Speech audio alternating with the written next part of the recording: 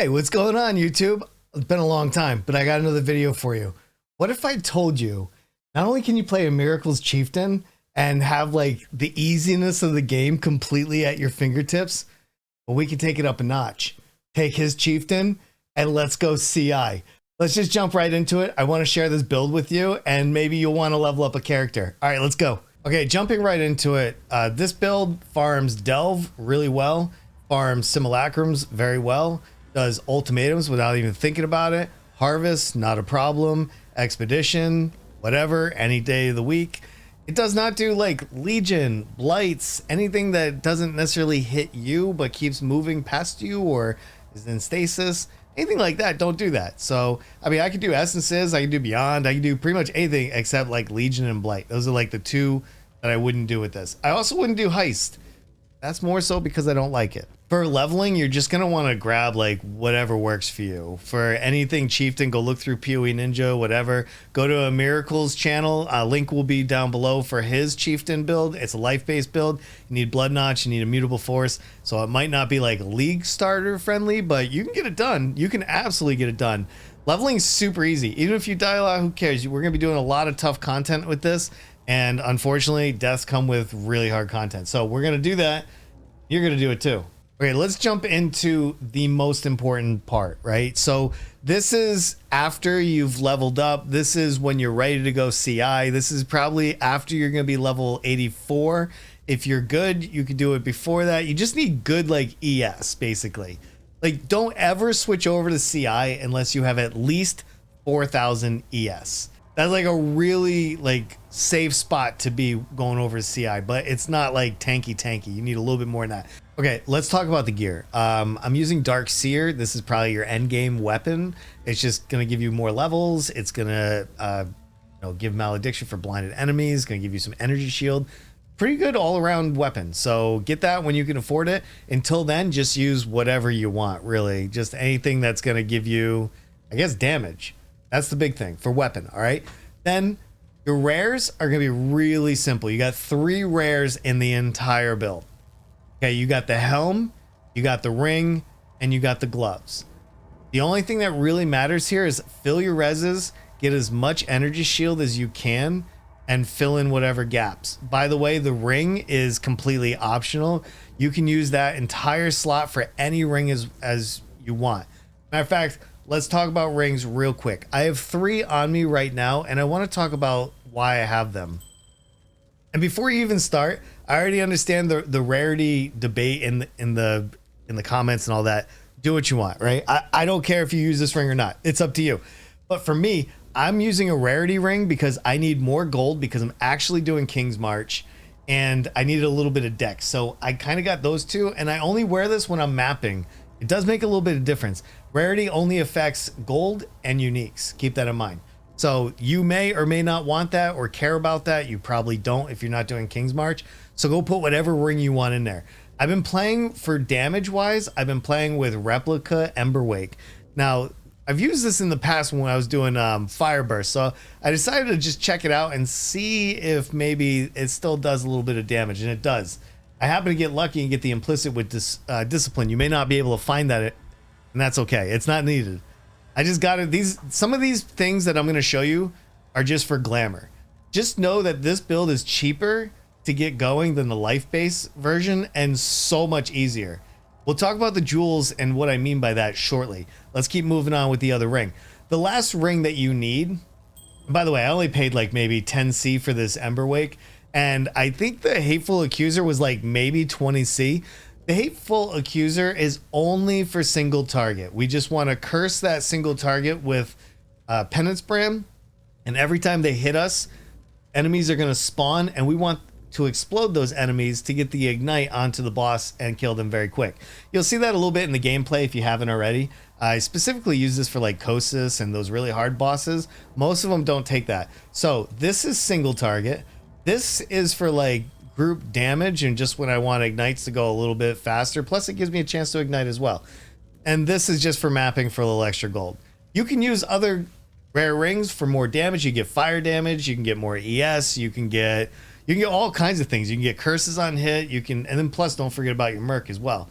So those are your ring choices. The only other ring here that we need to talk about is this one. You don't have to have the corrupted version. I got the bleeding cannot be inflicted on you. I would have done that with the Valerium ring if I was doing the life base. So I figured why not grab that with an anathema. I paid 4 divs at the time for this ring. Super easy. I got the corruption on the Val's protector. This is just for like the power charge, but specifically this is to reduce our max mana. And I grabbed the one with you take 50% reduced damage from crit strikes. This is the one you want, right? You can kind of toy with this later. I'm not sure if I want to remove this and try a different chest piece, but you can if you want. The whole point of this build and why this build works though is 2 reasons. Let's talk about those 2 next. Let's talk about the amulet. This amulet, and I'm going to tangent just a little bit. I hope this amulet stays. This amulet has absolutely changed everything for CI builds. The fact that we can now do EB with our regular energy shield and not have to take EB. Oh my goodness, this is so good. Once you have this amulet, the build works. Just so you know. So if you're wondering like how and when can I get into this build, it's when you have this amulet. Get the best rolls you can, put charisma on it, you'll be good to go. And then the next piece is going to be the boots, which is Skyforth. If you remember, we were using Skyforth boots when we were doing the Cast When Stun Sab build that Emiracle had put out. That's because the last line on the boots is the most important. Stun threshold is based on 500% of your mana instead of life. And that's why if I click off of here, close this, you can see I have 87 mana.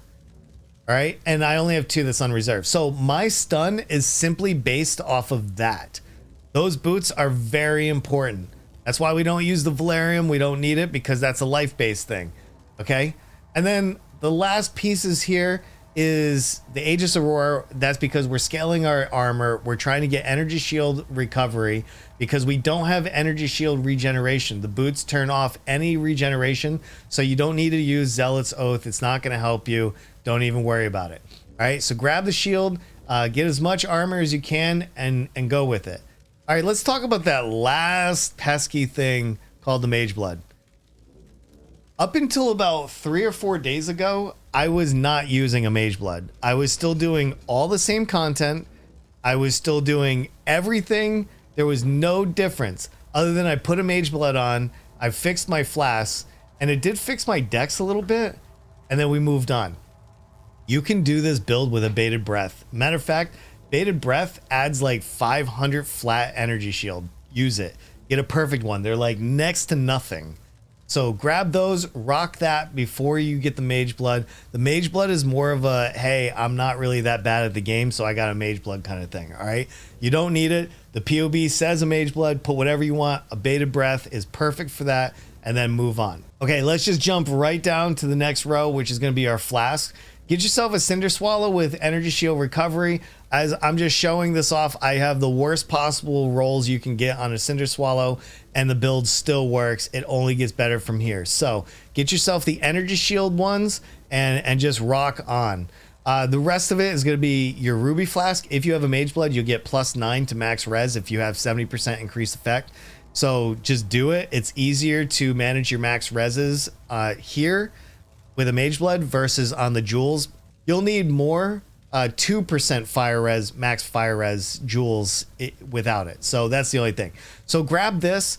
I put reduced effect on curses. You get a lot of curse effect when you're running some of the content that we're doing. So let's just eliminate them. We'll get 90% reduced curse effect right here on the Flask. I have a Granite Flask. Get your Energy Shield Leech here or on any flask. It doesn't matter which flask you get those things on. You just need to get curses, Energy Shield Leech. I put immunity to poison. I didn't want to deal with it, so you can get that. You can change this out to like Corrupted Blood or something else that maybe works for you. And then armor. You definitely want increased armor effect. This is something we are trying to scale. We're scaling it through our Merc. We're scaling it through our Aegis Aurora. We're scaling it through everything that we can. Okay, now that we've gone through the gear, we've gone through the Flask, let's talk about the gems real quick. It's mostly skill gems, not a lot of support gems. So I'm just gonna go through real quick. Okay, so starting over here, we have Val Breach. I stuck it in a weapon. You can put faster attacks here. You can change this up. I got Frost Blink. Whatever you want. These links here are pretty like casual. Just make sure you have Vow Breach. You're going to need it for a single target. It's super awesome to have, and it's not that expensive. All right, on my 4 link up here, cast when stun, Frost Shield, Molten Shell, and Enfeeble. All right, this is really straightforward. We're casting a curse here. We're grabbing some protection and extra protection from Molten Shell. All right, you can do Vow Molten Shell as well, and you can press it if you want. You can add that in however you want. Arctic Armor, Flesh and Stone, Purity of Elements. It's going to round out our ores, and it's going to feel good. Nice and tanky, no big deal. On our main link, we're doing Detonate Dead of Scavenging, Cast when Stun, Cremation of the Volcano, Combustion Support, Awaken Burning Damage. You can also just use Burning Damage here for now, and same with Spell Cascade. In the boots, I'm wearing Punishment, Flame Wall, Flame Surge, Cast when Stun. And finally, in the gloves, Cast when Stun, Tempest Shield, Firestorms and Meteors, and Detonate Dead of Scavenging again. You could probably play with that a little bit. None of these are like, you just want something that hits hard, is not affected by like, you know, crazy directions for projectiles and stuff like that. I think this is a really good setup. It's been crushing the game so far, but if you make changes, let me know. Maybe there's a different like path forward or something. I don't know. All right, finally, we are at the tree. So let's do this. Here for the Ascendancy, we'll just start here. We're going to take Ramakos. We're going to take Velako, Thessalio, and Hinakura. I have no idea if I said those right, but I did my best, all right? And that's what counts. That's our Ascendancy. In what order? I don't think it really matters, because by the time that you transition to this build, you should have already have done Uberlab. You can do Uberlab through this build. Just take Ramako last, I guess. That's probably the least out of the 4 that you care. I don't know. I think that's about right. Also, before we do the tree, for the Pantheon, I'm using Soul of Yugal, and I'm using Soul of Arakali, right? You can use whatever works for you. This is what works for me, and it's been keeping me alive. Bandits, take Alira or kill all and use your point. But Alira will give you that 15% all res, and that could be really worth it. So that's a personal choice. You do whatever you want to do, because in the end, like level 98, 99, 100, those points are just kind of whatever. So if you have one less, I guess it's not a huge deal breaker. All right, next, let's do the tree. The only things I'm going to point out, because you have this all in the POB below, is right here, we're going to use the Red Nightmare. Now, you might be tempted to go ahead and buy this outright. Go for it if you want. In this case, I bought the Red Dream, I bought a Blessing, I upgraded it, and in it goes. You can read the lines, it'll tell you what it does. Get yourself some tattoos for fire res, and you're gonna be good to go. You can use a full cluster up here. The clusters are pretty optional. This is just what I happen to have. I'm solving Corrupted Blood through a jewel. I'm solving Bleed through my ring. I'm basically getting 90 all res through my jewels, plus the Protection Mastery. I'm taking damage with inverted reses over here. Anything that stands out, I'm just getting this fire damage ring, and we're going all the way over for Chaos Inoculation. You don't necessarily need influence. You can just take these 2 points if you want to save a point here. I don't have anything to put it in at level 97, so I took it. You could, however, do some rune grafting here. You could always take, for example, we're not taking this mastery, so you can rune graft here, you can rune graft here. You could actually do a lot of rune grafting here if you want. There's so much flexibility in the tree. The only thing we really want to do is make sure we have enough dex, and we need enough int. Those are like the 2 primary things that I'm focused on. Outside of that, this is really, really flexible. We're getting stun recoup through Trial of Faith. We're making sure our block cap is good. If you look at my defense, block cap is 78 and 76. You can see that I'm immune because of Purity of Elements to all the ailments. We've already showed blood, corrupted blood, bleeding. And I mean, we're super covered. It takes a lot of degen to kill us. That is basically it. Your anoint is going to be charisma, because we're trying to reserve and squeeze in as much of those auras as possible. And if you notice, there is no Immutable Force or Bloodnotch in this build. We don't have life. We don't need them. And this still works. We still get tons and tons of stuns and damage. And I have tried this with Immutable Force to see if my stun recovery makes a difference. And honestly, I didn't notice a single difference, so I took it out and just ran with it anyway. Let's talk about jewels real quick before we switch on to the next topic.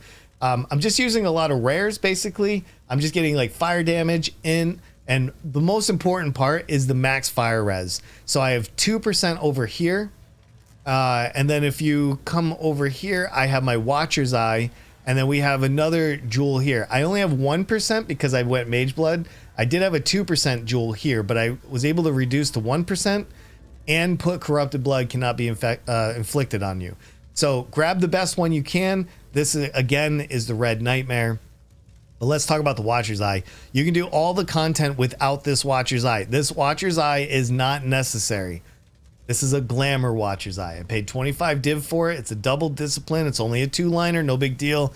But if you were going to put a Watcher's Eye in, I would suggest something like this. The most important line is the gain energy shield per enemy hit.